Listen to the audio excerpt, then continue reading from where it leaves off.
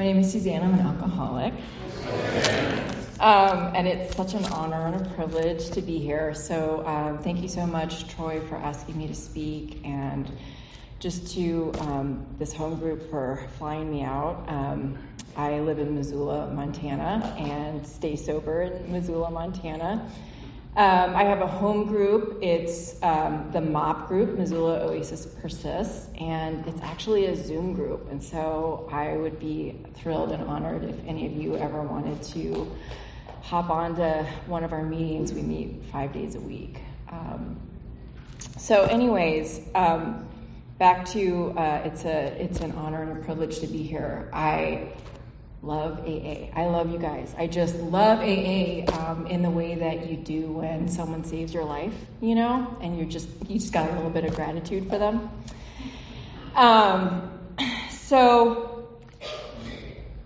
And I wanted to thank a couple of other people. Thanks to Steve for hosting me, picking me up at the airport. He has a little scowl on his face right now, so I have to laugh at that. And then thanks to everyone who came out to dinner tonight. That was super fun, sitting with Eric and Andy and the Johns, and got to meet Jim from Chicago. And it's just been my experience that when I come into these situations, that I have learned that the fellowship is a safe place for me to just be myself. And so I can walk into a restaurant that I've never been to in a city that I'm not from, and sit with a group of people from AA and immediately get into amazing conversation. And that is just one of the gifts of fellowship that I get to enjoy that I did not enjoy beforehand. When I came into AA, so my sobriety date is January 6th, 2018.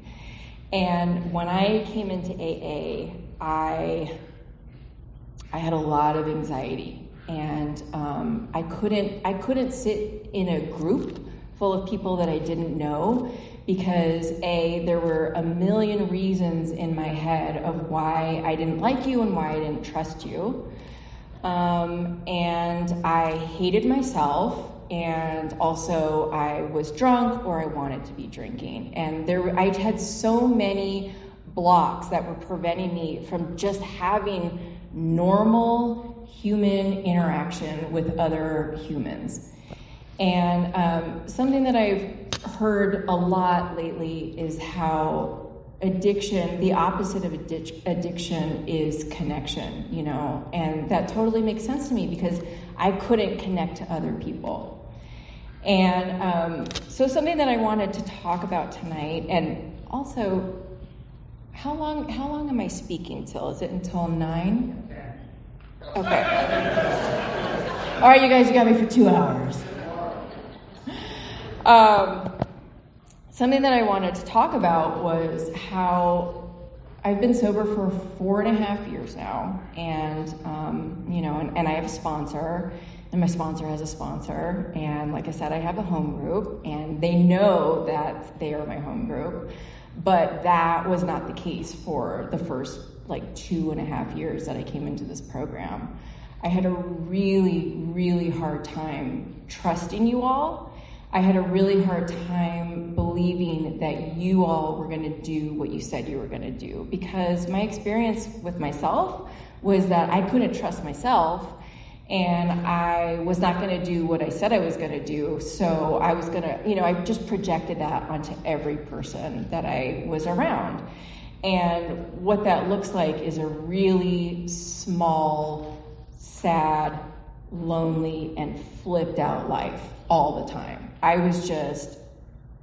felt like before I sobered up, I just felt like I was a target, and I felt unloved, and I felt unlucky, and I felt like I was just in hell. And then that was normal. I was like, this is just what life is like, and this is what it's going to be like every day. And I don't feel like that today. I don't feel like that today. And it's amazing to me because when I first came in to the rooms, I remember thinking, these people will show me how to carry the weight of this really hard existence, which to me, it felt like a boulder. Like I felt like I had this like huge boulder that was strapped to me, and I just like had to like carry it around. And I thought, I had no hope for myself that that feeling would ever go away, that I would ever feel like happiness or joy or even just ease and comfort in my own body. I thought, well, that's too much to ask for. And so maybe these people will just help me figure out how to carry this weight. And I have a lot of ease today. I have a lot of ease today. And I have to work really hard for it. It doesn't come easy. I have a service position. I have sponsees, I show up to meetings, and that, to me, like saying that is crazy, because when I first came in, when I would hear about like, you know, people doing service work or even having sponsees, I was like, ew, no, never, I'm never gonna do that. Ugh, gross, I never want to work with another person in that way. And now I'm just like, oh man, like sponsees, are like, that work is just so, it's generous and it gives back to me 100-fold. So anyways, not to get too off rails, because I do want to go back to what it was like. And what it was like was that I really think that I was 100% born an alcoholic. Like I came out and I was a happy kid and I was joyful. But I will tell you all, when I was 5, like I remember it. When I was 5 and we were living in California, and my dad gave me my first sip of beer. And it was just some like gross, warm dad beer. But I tasted it and I was like, it was like a spiritual experience. I swear to God, it was like a spiritual experience. And I tasted it, and it was like, I mean, if past lives are a thing, I was a drunk in all of them, because I immediately was like, oh my God, this is the answer. This is everything. I don't know what you guys are doing, but I'm going to be doing this for the rest of my life. And my alcoholism, you know, like I drink alcohol to deal with whatever my alcoholism is, because I don't have to be drinking in order to act like an alcoholic. And so when I was in middle school, I wasn't drinking yet. I wanted to drink. I wasn't drinking yet. I didn't have access to alcohol. And but what I was doing was I was skipping school all the time. I was like breaking into people's houses. I was stealing my parents' car and like driving a carload of girls down into Miami from, you know, like I was living in Florida at the time and 30 minutes away from Miami, and like driving a carload of girls down to Miami on a Friday night, learning how to drive as I went, you know. And then, you know, I started, when I would break into houses, I was always looking for booze. And I didn't even know what the promises of alcohol were yet. You know, I didn't even have a physical addiction to it. But I was already like, I was just already attuned to what alcohol was going to do for me. It was already my solution. And so what that looked like was the opportunity presented itself for me to drink in the way that I wanted to drink when I was 14. And I just started high school, and my sister was in this horrible car accident. She died along with 4 other teens, and she was my only other sibling. And my parents were obviously so distraught and so caught up in their grief that I was like, great, you guys be sad over here. I'm going to be over here drinking the way that I want to drink. Glug, glug, glug, glug, glug. And that's what I did. And, you know, I had so much pity coming at me. People felt so sorry for me, of course. And so everybody wanted to help me relieve, you know, my stress and relieve my grief. But I will tell you all, the kind of alcoholic that I am is I wasn't experiencing stress and I wasn't experiencing grief because I finally got to interact with this love affair that I'd been wanting to have for so long. And that's what I did. I stopped going to school, and drugs are definitely a part of my story, but I will say, like, this dark heart beats for alcohol. Like, I messed around with other drugs, but it was always about alcohol for me. And the way that I drank was I didn't know that there was a break, you know, like my body had to stop for me, which meant that I had to pass out. I just drank, just like doing shots in my like poor little 14-year-old, like, you know, barely developed liver. And I would just get blackout drunk, and I would be at parties, and it's the worst situation because, as you guys know, you can't protect yourself when you're blackout drunk like that. You're making horrible decisions. Your alcoholism is either making the decisions for you or someone else's alcoholism is making decisions for them. And so I wasn't protecting my body. And I drank like that for a long time. That's how I wanted to drink. And then my dad, he got transferred. He got a job transfer, and we moved out of South Florida, and we moved to Tennessee. We moved to the suburbs just south of Nashville. And Nashville now is not, like, we call it like Nash Vegas. It was not Nash Vegas then. It was like a desolate community. There was just like some lonely cowboys and some lonely saloons back then. And it was like it was like an agricultural town. And I was this like city girl in this like agricultural town, and I just wanted to drink and do drugs. What's the problem? Where are my friends? And I had a really hard time finding my people. And so what that looked like was it was kind of like a forced sobriety for about a year, like a year or two. It was kind of a forced sobriety. You know, not that I wasn't like walking up and down the streets looking into people's cars, ready to like break into their cars if I saw, you know, what it was that I was looking for. And eventually I did find my people, but mostly at the time it was a lot easier to get weed. And so I only bring that up because you know, we're here to talk about alcoholism, but that is part of my story, and it does come up later on. So I went to college. I did go to college, and I went to school at UT Knoxville for a year until they kindly invited me to not come back.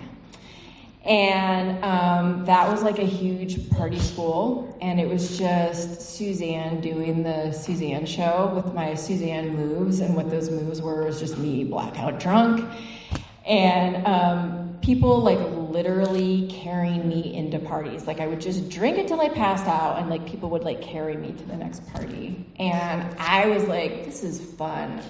I'm having fun, right? This is freedom.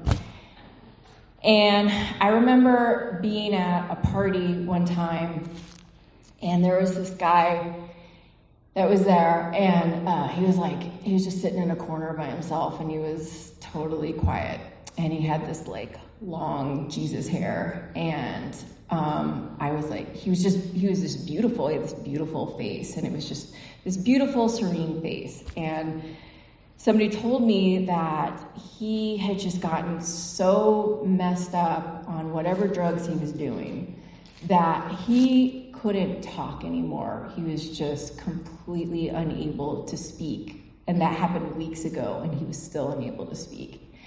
And I looked at him and I thought, I want what he has. Like, that was where my head, that's where my goals were, that's where my values were. I was like, that guy has figured something out that I want. So anyways, I get booted out of college, didn't thrive there, and I moved myself out to New Mexico, and that was a good fit for me. And I did make it through college.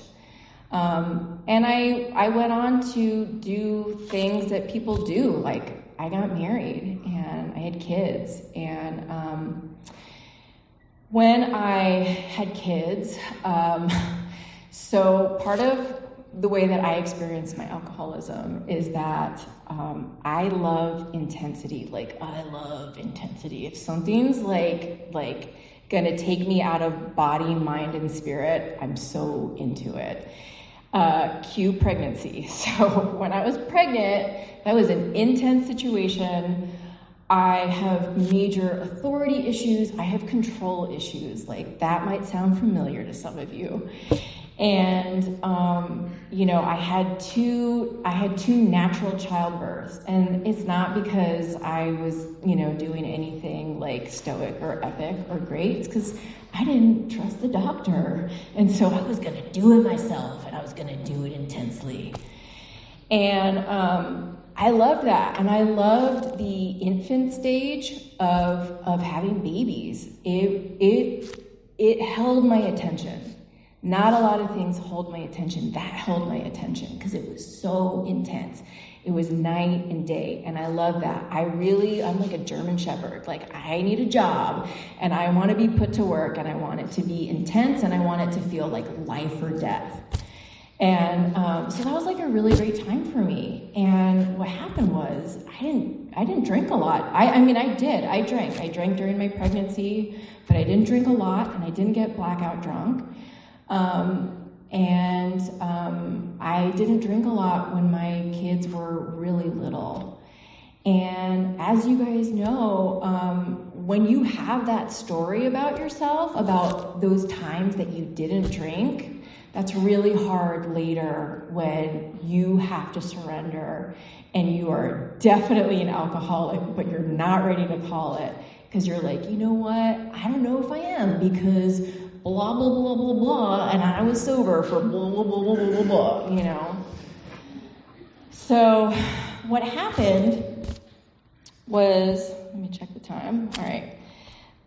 So what happened was when my kids were getting a little bit older, they needed me less, and it didn't have that like intense life or death feeling for me anymore. And I had a couple of years where I'm not going to say I didn't get blackout drunk during that period of time, but I made sure to do it when someone else was around, i.e. my husband, who, would tolerate, like, he would take care of the babies, and I would, like, go out for my bender, or I'd go out with the ladies and have to get picked up, or, whatever it is. And so I had these experiences of drinking that to me felt controlled because they were really contained, and I planned them. I was like, oh, this Friday night I'm going to get wasted or whatever. What started happening was when my kids got a little bit older, craft breweries started becoming a thing in Albuquerque. That's where I was living.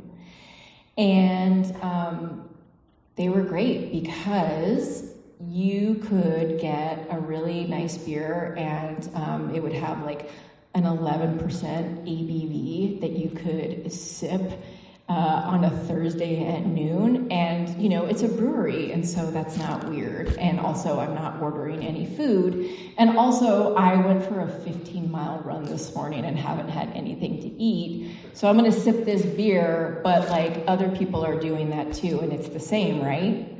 That's what I was telling myself. And that's what my drinking started looking like. And that escalates really quickly. And so basically what would happen was Thursday would roll around, and I did a lot of running back in those days. Again, like, I'm an intense person, and so I want to do intense things, and so like I want to be a marathon runner. But also it helped me burn through a lot of calories, keep my body fat low, so that when I was drinking, it would like really, really make an impact.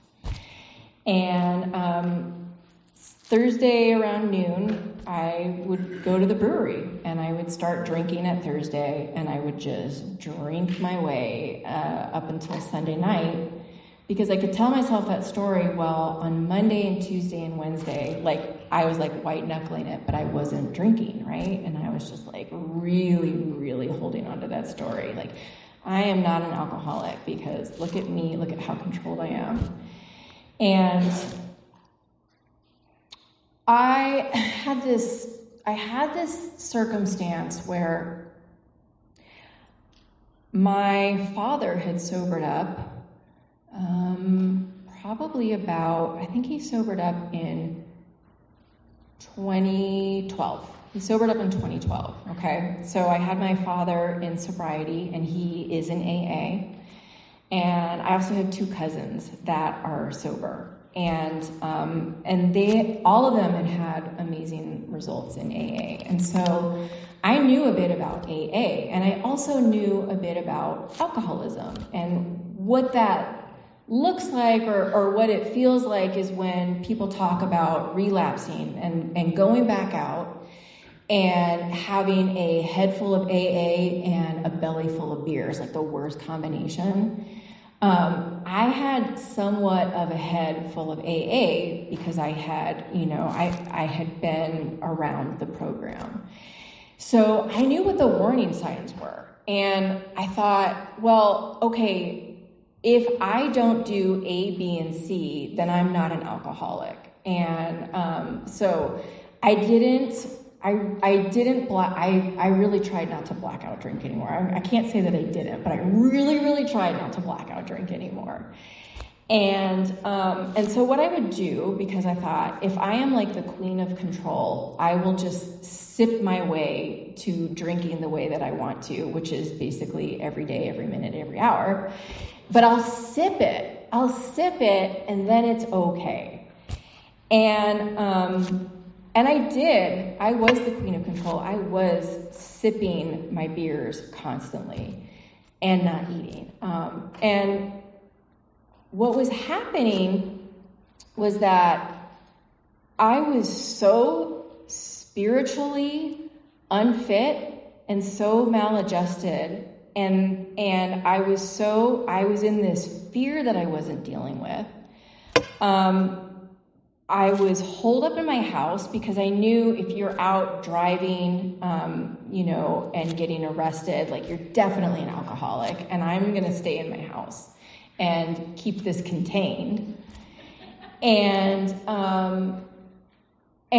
also I only had, like 8 beers, like 11% ABV beer. Like, I just had this like list of all these reasons of why I wasn't an alcoholic. But the funnel, I feel like eventually the funnel, like, we all get led to, or at least I did, and a lot of alcoholics I know, like, the funnel just inevitably leads you to the vodka bottles that when you drop them, they will bounce. Like, it gets ugly. And, I tried so hard with the beer, I tried with the White Claws, I tried all of that, and like, I would get my White Claw out and I would drink that and I'd be like, this is great, I can drink this, I can do this. But then the vodka would start going into the White Claw, and then I would just like chuck the White Claw, and it would just be me and vodka, And in the meanwhile, I was under so much stress because the way that I like to talk about what it felt like, I feel like I came into this program and I had this idea of what an alcoholic looked like, and it was like really one-dimensional, okay? And it was like, a drunk man like crashing his truck into a tree or something like that, and you know, leaving his wife and kids, and you know, getting fired from his job. I was like, that's what an alcoholic looks like, and I'm doing this thing over here. So all of that control was so stressful for me that what was happening with my drinking and this like control and no release valve and, you know, no spiritual practice was that I was just slowly going crazy, and I had this alcohol-induced psychosis. And I was just cuckoo. Like, I thought trees were talking to me. I thought birds were talking to me. And I felt like, it felt very spiritual for me. I had this concept of God that I thought was big, but was so small. It was like cripplingly small. And so I was really paranoid, and I was just in pain. I was just in deep psychic pain all the time.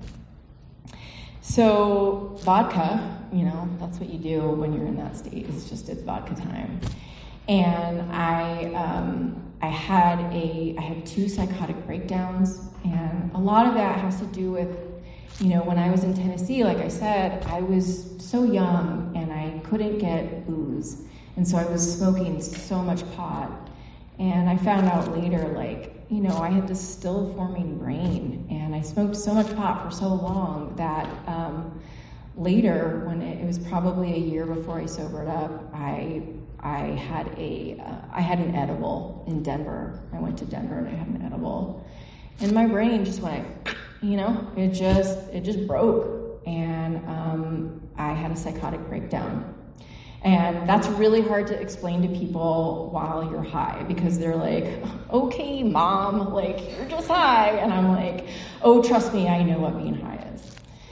And then later on, I had another psychotic breakdown, and it was just unprompted. It was out of nowhere. And it was horrible. It was a horrible experience. It felt like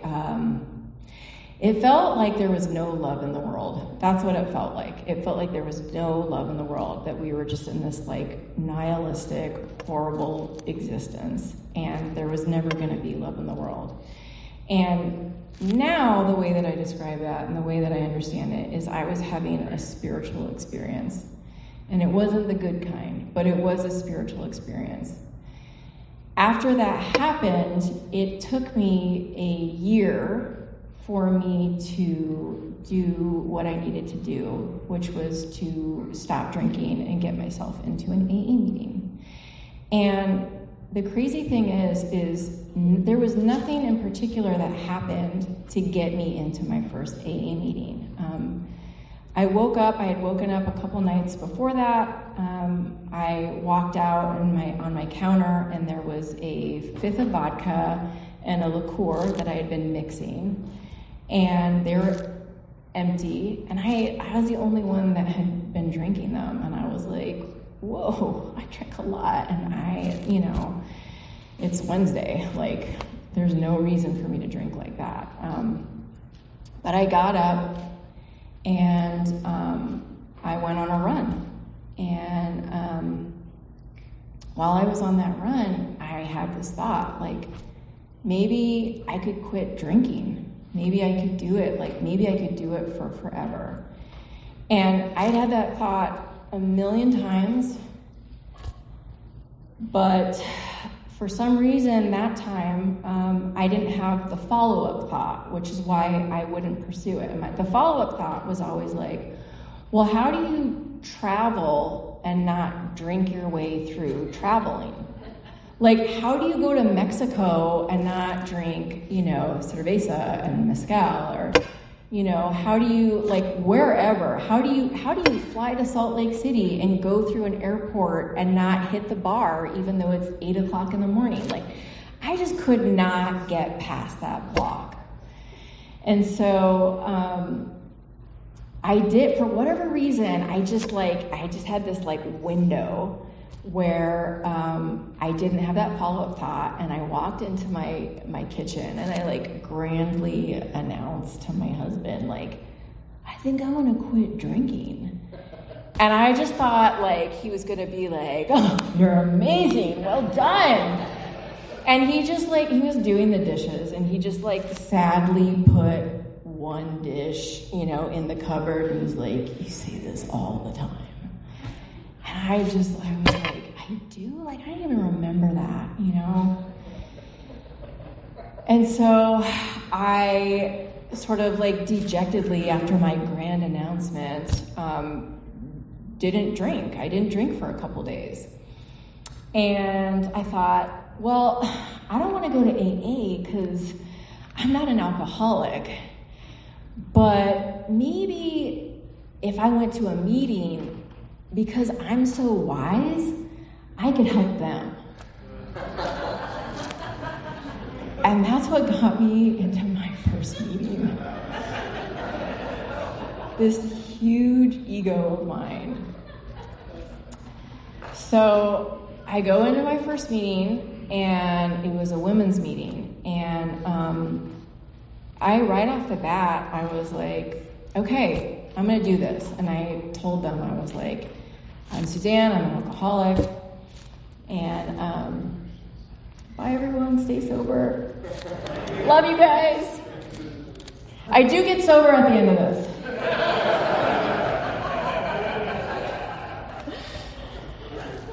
So I go into my first women's meeting, and they were all the things that, you want them to be, which they were kind and compassionate, and we had a first step meeting. And I hated the attention that they were giving me. I hated it so much because I have this story about myself going that I was a loser and that I wouldn't have said this to myself, but now I understand through my actions, like I didn't deserve people's attention. I didn't deserve people's help. I didn't deserve to get help. I didn't deserve to feel better. I didn't deserve anything. All I deserved was a miserable existence because I was just such a loser and I had nothing to offer, And, but no, they just gave me compassion, and they told me, they all went around and told their story. And, I could kind of hear it, I could kind of hear it. I was still telling myself at the time though, that I was doing them the favor, right? And, at the end of the meeting, they gave me my first 24-hour coin, even though I think by then I had like 11 days sober. And I was like, immediate resentment that there wasn't an 11-day coin given to me, that I got a 24-hour coin. And then someone made the joke like, all right, well, here's your 24-hour coin. If you want to drink, just put it on your tongue, and if it dissolves, then go ahead and have a drink. And then, everyone laughed, and inside I was like, I hate you guys. Like, just resentment after resentment after resentment. I could not take jokes. I had no sense of humor. I was in a lot of pain. But outwardly, I was like, yeah, okay, great, And I just did that amazing thing, which is I kept showing up to meetings. Thank God. So I kept showing up to meetings, and I would share, and I just would let people know what was going on. But I wasn't ready for a sponsor, and I wasn't ready to do the steps for sure. I just wanted to kind of hang out on the side. And, people would say, like, you got a sponsor yet? And I was like, I don't know, I'm not ready, not yet. And they'd be like, well, you need to find someone who has what you're looking for. And I was like, cool, I want to be drunk. So I'm having a really hard time finding that. And, but finally someone was like, you still don't have a sponsor. I was like 3 months in, you still don't have a sponsor, Suzanne. Okay, Gail's your sponsor. And I was like, all right, cool. Because I had no backbone. I had no backbone to be like, I don't want what Gail has to offer. And I was just like in my like thumbs up mode. But I did it. I did it. And I met with Gail a couple times. And Gail was like exactly what I needed at the time, which was that I had one toe in and she kind of also had one toe in. And that was where I was at the time. And I just feel like my higher power was like, this is all Suzanne is capable of. But because I continued to go to meetings and because I had started to not loathe my life and I didn't want to like die all the time and I wasn't in a horrible, tremendous pain all the time, I was like getting some relief and showing up, and somebody noticed and was like, okay, I can tell Gail's not working out for you. I'm your new sponsor. And so I started working with a sponsor and she took me through the steps. And it was amazing. It was amazing because what she taught me was that she would show up consistently. I didn't know about that with relationships with people. I had some relationships like my parents. They show up consistently, but I didn't have friends that showed up consistently because my friends were like all alcoholics. And so I started like doing this tremendous, intense, impossible work, which is healing and staying sober. Impossible. And I can't do it, right? But I show up around people and you guys show me how to do it and we do it together. And right around 5 months, the first year, because this work is just so intense and impossible, like they say, don't do major life changes. And I was like, I'm gonna do whatever I want. So I got into grad school and we moved from Albuquerque, New Mexico up to Missoula, Montana. And I had to, for any of you who've had the experience of like moving, what happens in your fellowship is like you go to a new city and at the new group they do everything wrong. It's all wrong. In Albuquerque we used to do it like this. That was like constantly what I felt like. And I was just still at that stage where I was trying to listen and I was trying to hear my own story and I was trying to identify, because that's the magic for me. But I could only do it like 5% of the time. And what's amazing is like that was enough to keep me from drinking and it was enough to keep me showing up at meetings, but because of that move and because of starting school and all of that stress, I was batshit crazy. I was just crazy. And I was in almost as much pain, if not more pain, than when I first came in. And I stayed that way for a couple months. I had a home group, but they did not know that they were my home group. If you had asked any of them, like, oh, tell me about Suzanne, they'd be like, Suzanne who?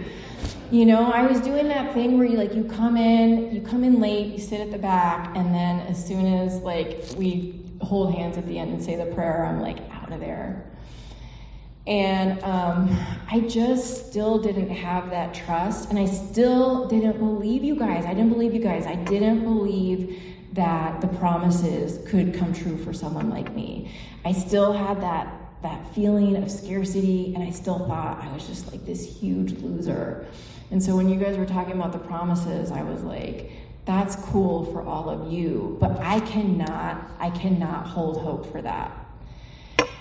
And what happened was COVID happened, and I was about 2.5 years into my program. I was working with a local sponsor in Montana who I loved. She was wonderful, and we were going through the steps. And one of the resentments that I had was I had a resentment with Missoula AA, and so my sponsor was like, okay, well, for your amends, you need to start participating back in Missoula AA, because I had I was like in Zoom land, and I was like doing meetings in like Hawaii and Australia, and it was this consistent problem where I just didn't have this home group. I couldn't lock in.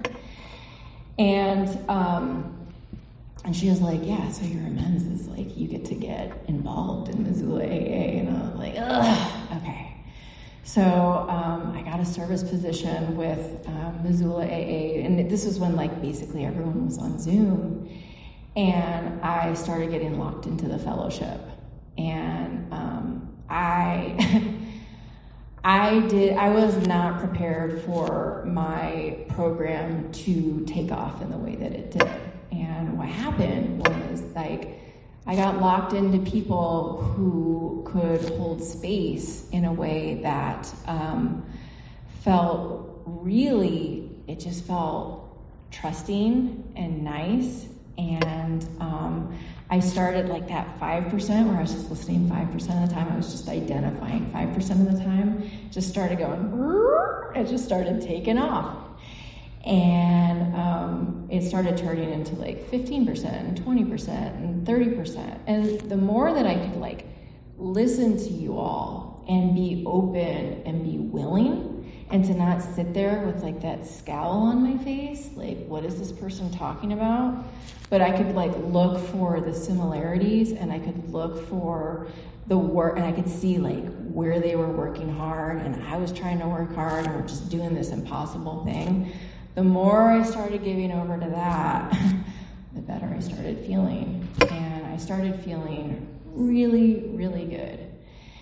And then these other things started happening, right? Like the promises started coming true. And it's funny, like I had an issue with the word promises. That word scared me because promises, in my experience, were broken. And so I didn't like that word promises. So I started thinking like, I feel like instead of calling these promises, these feel like the inevitables. Like if you work the program, if you show up, if you go through the steps, it'll inevitably happen for you. You will start feeling at ease. You will get right with your higher power, and you'll have a right-sized higher power. All those things started happening for me. And then to other people, what it looked like was that I started participating in my life more, and that was in every facet, whether it was like in grad school, or whether it was like in my fellowship, or whether it was with my children. Like it didn't all have to be about me anymore, because that was like the dominant story all the time. It was me, and my stress and my worry and my trauma, and this happened to me, and all of this like story that I had about myself. My identity was just so like, it was just trauma and pain and resentments and just all of those things, all that baggage that we come in here for. And it started shifting. And luckily, for the most part, it started shifting really slowly. We have this wonderful man in Missoula named Bill, who, when I first moved there, I used to go to this 6:30 meeting. It was 6:30 in the morning, because I wasn't sleeping. I was having a really hard time sleeping. And so I would just go to that meeting, and Bill would always close out his share and he'd say, I wish you all a long, slow sobriety. And I was always like, I want a fast sobriety. I want to do this immediately. Like, I need relief. And, now I understand the importance of why he says that. This long, slow sobriety, like, I look back and I look at the psychotic break that I had, which was violent. It was a violent experience. It was horrible. And that is a spiritual experience that's not long and slow. I need my sobriety to be long and slow, because this work that we're doing, that a lot of people need and a lot of people aren't doing, It needs to be really, really slowly metabolized. It's a slow process. And it feels really good. If I'm doing my program right, then I have a lot of patience. I have a lot of patience for my own program because it's not perfect, you know. I was having this wonderful conversation with Andy at dinner tonight, and I was talking about how today, you know, my alcoholism is still around. Like, I don't drink and I have a spiritual program, but like, what do we say? Like, it's alcoholism, not alcoholism. And the way that my addiction shows up is in the weirdest places. Like, I am addicted to corn chips. Like, I love the taste of corn chips. And I open a bag and I can't eat one. I want to eat the entire bag in one sitting, you know, or shopping. Like, I didn't know that I could be a shopping addict, but I worked that one in.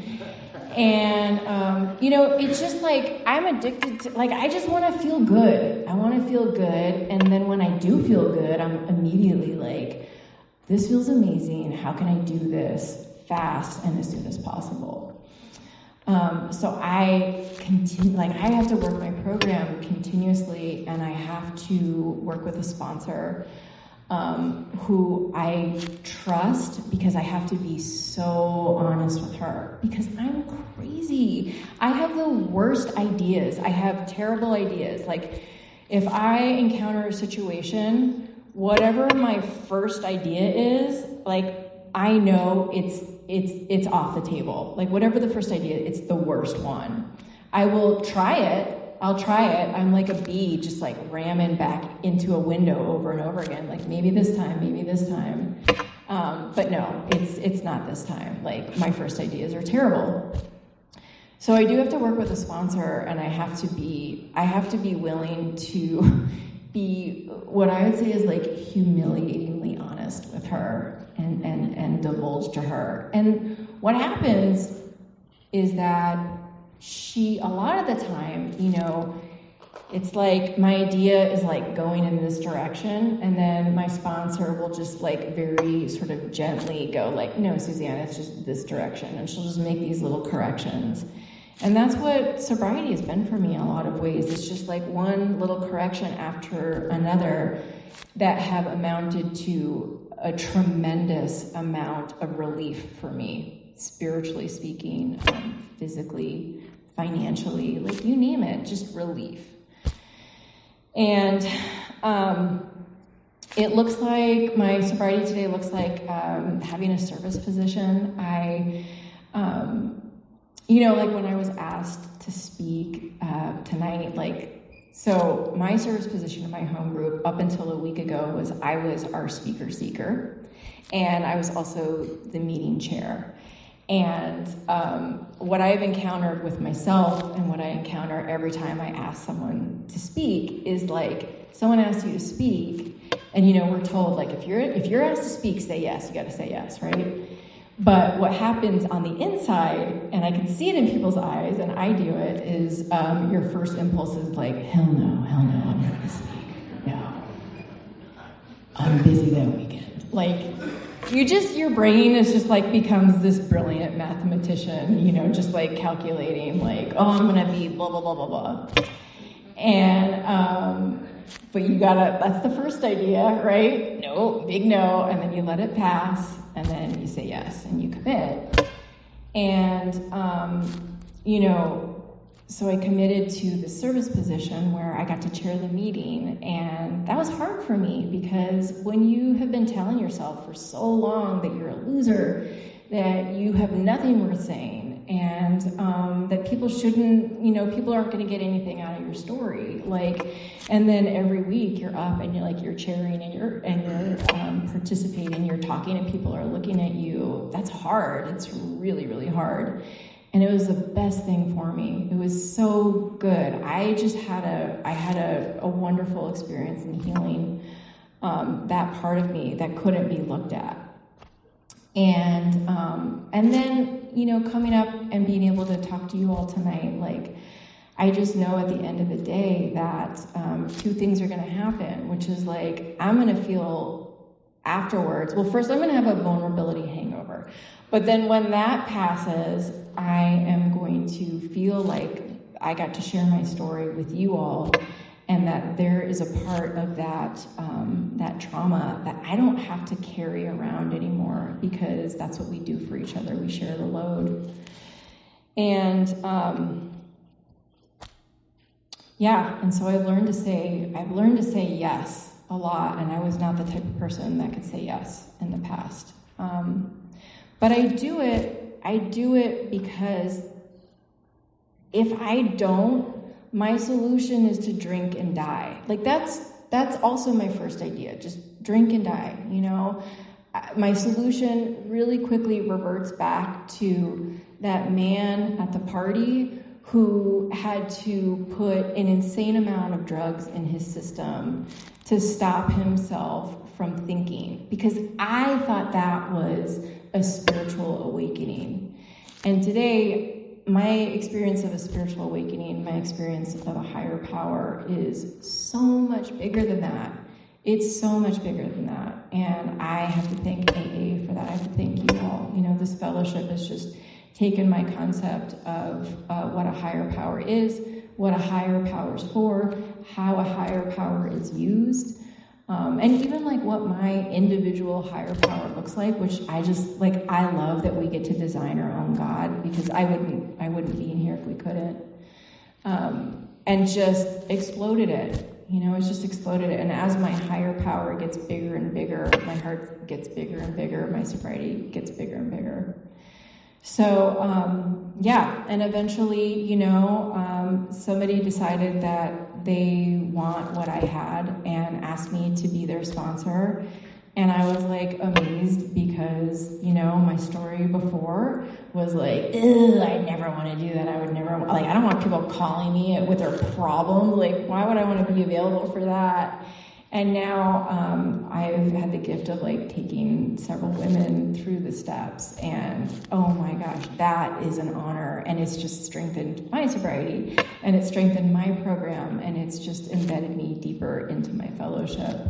And that connecting is everything for me. So anyways, I think we're at time.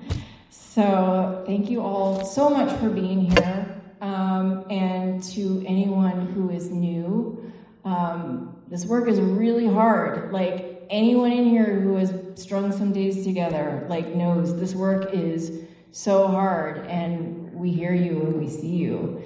And just keep coming back. Whatever you do, just keep coming back. It'll save your life, and then it'll turn it into something bigger and better than you could ever imagine. And that's all I got. Thanks, everyone.